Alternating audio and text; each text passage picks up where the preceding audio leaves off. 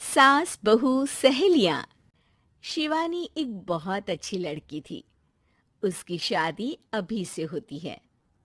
जिसके परिवार में सिर्फ एक माँ ही होती है। शिवानी, माँ ने बहुत हिम्मत और मेहनत से मुझे पाला है। पूरी जिंदगी मेहनत की और मुझे इस लायक बनाया। शादी के बाद मेरी तुमसे सिर्फ यही रिक्वेस्ट है कि तुम उन्हें अपनी माँ की तरह ही मानना। तुम टेंशन ना लो। तुम्हें शिकायत का कोई मौका नहीं मिलेगा जनाब। ऑफिस में अभी का दोस्त कहता है। अरे यार, जोर की नींद आ रही है। मन कर रहा है सो जाओ। अरे क्यों, क्या हुआ? रात में क्या कर रहा था, हाँ? जो अब नींद आ रही है। अरे यार, समझ ले, घर जाने का मन ही नहीं करता। जाते ही माँ पकड़ लेती है बीवी की बुराई, और फिर कमरे में बीवी करती है माँ की बुराई। समझ में नहीं आ रहा क्या करूं। यार, ना सुनो तो मुसीबत, सुनो तो मुसीबत। हाँ यार, मेरी भी नई शादी हुई है। मैंने तो शिवानी को साफ साफ कह दिया है, भाई कुछ नहीं करोगी तो चलेगा, पर माँ की इज्जत हमेशा करना। अरे यार, माँ को भी समझा देना, क्योंकि गलती हमेशा बीवी की नहीं होती है। खैर, दिन बीतते हैं। अभी एक दिन शाम को जल्दी घर पहुंचता है कि घर में ताला लगा होता है। अभी माँ को फोन करता है। अरे बेटा, ये शिवानी जबरदस्ती पार्क में ले आई है। बोल रही थी कि माँ वॉक किया करो, नहीं तो घुटने जाम हो जाएंगे। अरे वो तो अच्छी बात है ना माँ, लेकिन मैं घर आ गया हूँ। अरे सामने पड़ोसी के घर चाबी दे दी है, जरा अंदर जाकर चाय चढ़ा देना। मैं और बहू आ रहे हैं। वो भी वॉक करके थक गई होगी ना। कहीं तू उसे ना बोल देना कि चाय बना दे। वाह माँ, बहू के आते ही बेटे को भूल गई। ठीक है, चढ़ा देता हूँ चाय, आकर छान लेना। सास बहू मजे से घर आते हैं। अरे अभी चाय बना दी हो तो ला दे जरा। माँ जी, ये ज्यादा हो जाएगा। आप हाथ मुंह धो लीजिए, मैं लाती हूँ तीनों के लिए चाय। अरे बहू, रात की सब्जी मुझे दे देना, मैं बैठ कर काट देती हूँ। तू जा, आज तेरा पति जल्दी आ गया है तो कहीं घूम कर आ। माँ तू भी चलना, साथ में चलते हैं। कई दिनों से तू भी तो नहीं गई कहीं। हाँ हाँ माँ, चलो ना। अरे नहीं नहीं, वो तेरी चाची आ रही है। वो कभी भी आ सकती है, तो मैं घर में ही रुक जाती हूँ। ठीक है माँ, हम दोनों होकर आते हैं।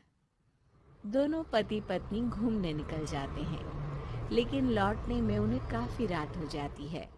सुबह। अरे बहू, जरा अपनी चाची सास से भी तो मिल ले। मैं तो शाम को आ गई थी। मुझे क्या पता था कि तुम दोनों रात भर घूमते हो, बेचारी सास को घर में अकेला छोड़कर। अरे नहीं नहीं, मैंने ही तो बोला था जाने को। लेकिन ये नहीं पता था कि ये लोगों को आने में इतनी देर हो जाएगी। शिवानी को सास की बात थोड़ी बुरी लगती है, लेकिन वो कुछ नहीं कहती। माँ जी, ये लीजिए, सब्जी काट दीजिए, मैं नाश्ते की तैयारी कर रही हूँ। अरे थोड़ा जल्दी जल्दी हाथ चलाना सीख जा। तेरी सास बता रही थी कि तू कैसे हर काम में ढीली है। शिवानी को ये तो पता था कि सास उसे ये कहती है, लेकिन वो ये बात चाची सास से भी कह देंगी, वो शिवानी नहीं जानती थी।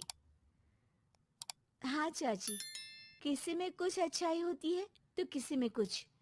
कई बहुएं ढीली नहीं होती, लेकिन कुछ ज्यादा ही तेज होती हैं। अब आपकी बहू नेहा को ही देख लीजिए। माँ जी बता रही थी कि अरे बस बस बहू बस। नहीं नहीं, क्या बस? अरे क्या बात करते रहते हो तुम लोग मेरी बहू नेहा के बारे में, जरा बताओ तो।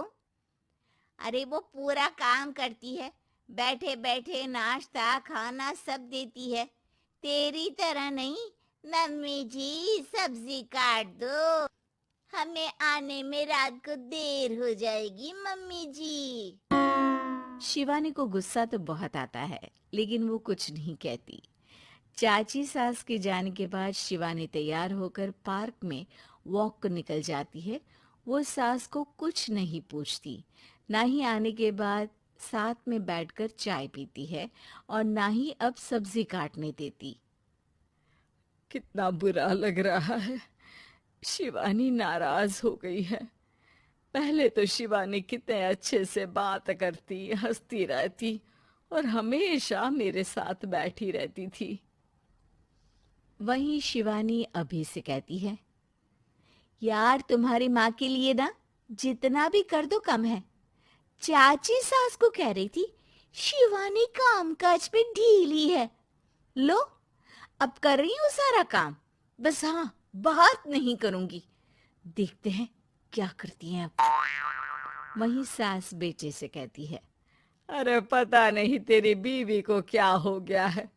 न बोलती है, न कोई बात करती है, ना ही अब मुझे वॉक पर ले जाती है बेटा। माँ, वो तो तेरा पूरा ख्याल रख रही थी, लेकिन लगता है चाची ने उसे कुछ कहा है तेरे बारे में। उसे लगता है कि तू उसकी बुराई करती है। तभी वहां शिवानी आ जाती है। लगता नहीं, करती है ये मेरी बुराई। अरे सब लोग परफेक्ट नहीं होते। मम्मी जी ये बताइए, आपने जब उनकी बहू नेहा की जरा सी बात की तो कैसे भड़क गई चाची कि मेरी नेहा के बारे में कोई कुछ नहीं कहेगा। बोलिए। माँ, आप तो जानती हो ना कि वो कितनी तेज है। दादी ने भी उन्हें घर से निकाल दिया था। और आपको क्या लगता है कि नेहा भाभी से उनकी पटती है? अरे तभी तो घूम घूम कर रिश्तेदारों के घर पर रहती है। हाँ बेटा, ये तो तू ठीक कह रहा है। वैसे मैंने शिवानी के लिए ये कहा था कि काम धीरे करती है लेकिन अच्छा करती है। ये बात तो चाची ने बताई ही नहीं, उल्टा बात का बतंगड़ कर गई। माँ, दुनिया यही चाहती है, खासकर रिश्तेदार। किसी की सास को भड़का देते हैं तो किसी की बहू को। अरे बर्दाश्त ही नहीं होता कि सास बहू माँ बेटी की तरह रहे। अरे बेटा, मैं क्या जानू कि किसके मन में क्या है। माँ, बस तू और शिवानी ये बात जान लो कि कोई भी सुख दुख होगा तो तुम दोनों ही साथ होगी, दूसरा कोई नहीं। हाँ माँ, अगर हम मिलकर रहेंगे तो अभी भी तो खुश रहेगा, और वो खुश रहेंगे तो हम दोनों भी खुश। क्यों माँ? लीला जी अपनी बहू को आज फिर आंगन में खड़े होकर डांट रही हैं। अरे क्यों री? सिया, तुझे मना किया है ना मिसेस गुप्ता से बात मत किया कर। तू बच्ची है, अभी तुझे नहीं पता कि किससे कैसी बात करनी है। वो मिसेस गुप्ता इधर की बात उधर करने में 2 मिनट भी नहीं लगाती। चुगलखोर कहीं की। तेरी बचकानी बातें 2 की 4 बनाकर सबको सुनाती फिरेगी। इतने में बाबूजी भी आ जाते हैं आंगन में। अरे चिल्ला क्यों रही हो? बहुत समझदार है, जानती है सब, कैसे किससे क्या बात करनी है। अरे तुम्हें नहीं पता कुछ। सुनते सुनते सिया जाती है और किचन से मेज पर लाकर नाश्ता लगाने लगती है। नाश्ता देखकर लीला जी फिर सुनाने लगती हैं। अरे फिर बना लिए ये नूडल्स और पास्ता। अरे तू बच्ची है बहू, पूरी बच्ची है। तुझे यही बच्चों वाली चीजें ही पसंद आती है। बाबूजी वही नाश्ता देखकर खुश हो जाते हैं और झट से बैठकर खाना स्टार्ट कर देते हैं। अगले दिन शाम के वक्त सिया छत से कपड़े लाकर कुर्सी पर रखकर पड़ोस वाली मीरा आंटी की आवाज सुनकर उनसे तड़का लगाने के लिए मीठा नीम लेने चली जाती है, क्योंकि लीला जी को करी में मीठे नीम का तड़का बहुत पसंद है। पर कपड़े कुर्सी पर देख लीला जी को मौका मिल जाता है असली तड़का लगाने का। सिया के वापस आते ही लीला जी फिर से शुरू हो जाती हैं। अरे कपड़े तय करके रखे जाते हैं और यहाँ हमारी बच्ची ने कुर्सी पर रख दिए। सब काम करने हैं पर बच्चों जैसे आधे अधूरे। पर माँ जी, अरे क्या हर वक्त बच्चों की तरह कभी मीरा के यहाँ कभी मिसेस गुप्ता के यहाँ घूमती रहती है। सिया उदास होकर अपने कमरे में चली जाती है और खुद से बातें करने लगती है। मैं तो माँ जी की पसंद का ख्याल रखकर ही मीरा आंटी के यहाँ गई थी। हर काम में हर जगह माँ जी को तो मैं बच्ची ही लगती हूँ। कब से सुन रही हूँ यही सब। लगता है माँ जी को पता नहीं है बच्चे होते कैसे हैं। बताना पड़ेगा। अगले दिन लीला जी का बर्थडे है और 60 साल की लीला जी बर्थडे पार्टी के लिए बड़ी उत्साहित है। अरे शाम को मेरी बर्थडे पार्टी है, सब मेहमान आ रहे हैं। सिया उसके लिए बड़ों की तरह तैयार होना। बच्ची तो तुम हो ही। बहुत अच्छे से सजूंगी माँ जी, बहुत अच्छे से। शाम होते ही मेहमानों का आना शुरू हो जाता है और सजी सवरी लीला जी बाबूजी के साथ सभी मेहमानों का स्वागत करती हैं। कुछ देर में सिया भी आ जाती है और सभी लोग सिया को देखकर हैरान हो जाते हैं। अरे बहू, ये क्या हुलिया बनाया है तूने? माँ जी, मैंने तो 2 टोटी बनाई। अच्छी लग रही है ना? अरे सिया, जाकर एक चोटी बनाकर आ। सब देख रहे हैं, हंसेंगे ना मुझ पर।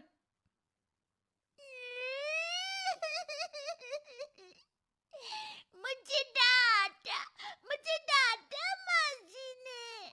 बाबूजी देखो ना, मुझे डांटा। बाबूजी फोन पर बात करने का नाटक करके वहां से चले जाते हैं। लीला जी बहू से सबका ध्यान हटाने के लिए केक कट करने की बात करती हैं। अब आइए ना, केक कट करते हैं। आइए आइए सब। सब लोग केक की चारों ओर घेरा बनाकर खड़े हो जाते हैं। फिर सिया आती है। Side side side side uncle side. P P P P P P P. Siya जोर से तालियां बजाने लगती है और लीला जी के पास जाकर खड़ी हो जाती है। ये माँ जी का हैप्पी बर्थडे केक मिलेगा। आंटी, आपको भी मिलेगा ऐसे। क्या देख रही हो? अरे सिया, भगवान के लिए चुप हो जा। क्यों?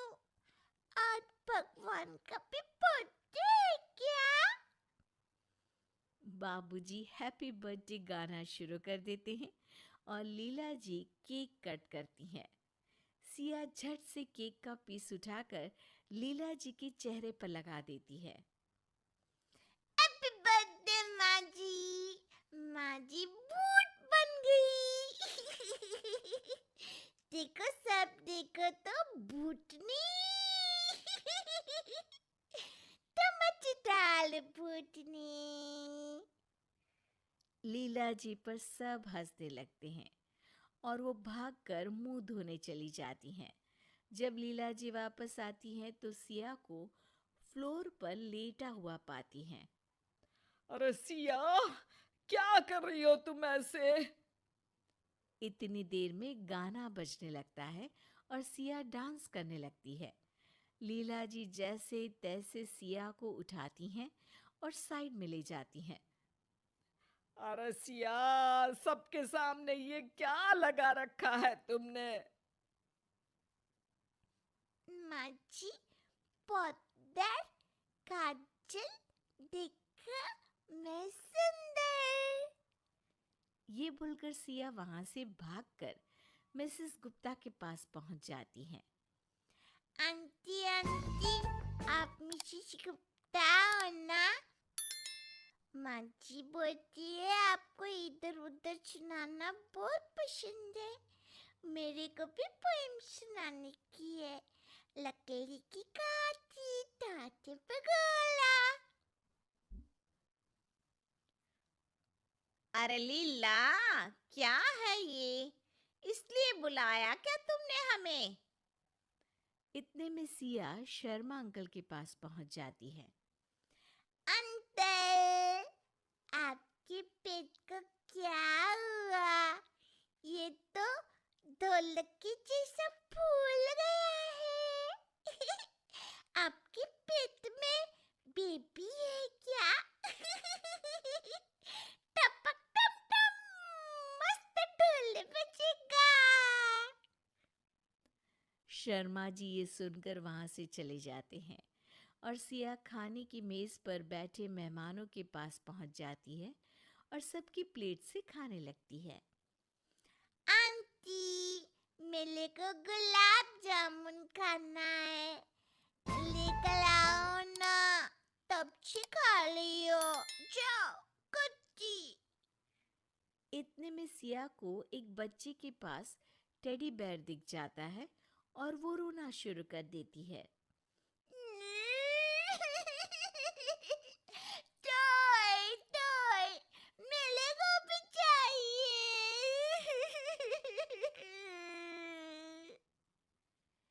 सिया जाकर उस बच्चे का टेडी बेयर खींचने लगती है और लेकर भाग जाती है।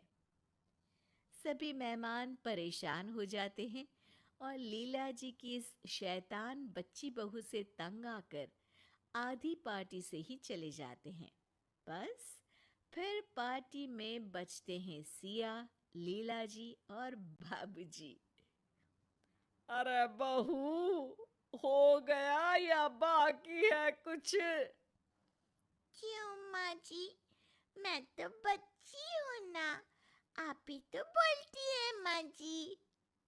अरे समझ गई मैं, कोई बच्ची नहीं हो तुम। बड़ी समझदारी से ये समझाया है तुमने मुझे। सिया बाबूजी को हाई फाइव देती है और इतने में सिया के हस्बैंड श्याम आ जाते हैं और तीनों साथ में बोलते हैं, happy birthday. Happy birthday, happy birthday. वैसे सासू माँ, बुढ़ापे में भी लोग बच्चे जैसी ही हो जाते हैं ना? तो आप कितने साल की बच्ची हो गई? आला तो पतल, मैं कोई बच्ची बच्ची नहीं हूँ।